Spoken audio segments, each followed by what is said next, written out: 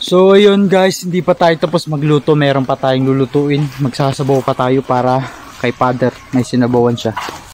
Ayan. Tanggalin na muna natin yung kawali guys.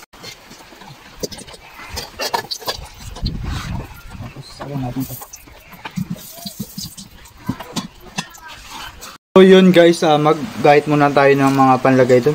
Pwede na ito, sibuyas, bawang, lagyan natin luya para hindi gaano malansa, no?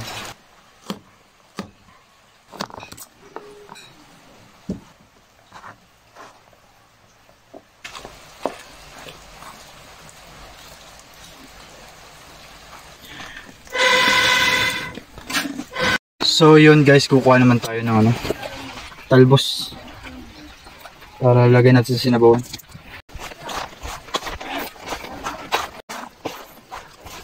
Kung magnanakaw tayo, bahala na. Talbos. Talbos.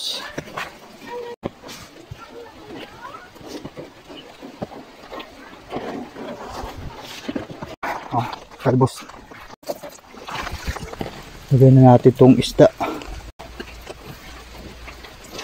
So yun guys, check na natin. Kumukulo na. Siro. So yun guys, kumulo na ulit. Lagay na natin itong pampalasa. Para ito, meron ako ditong tira pang sinigang sa isda. Pag matabang, nilagay natin asin. No, mga kadicer. Ayos.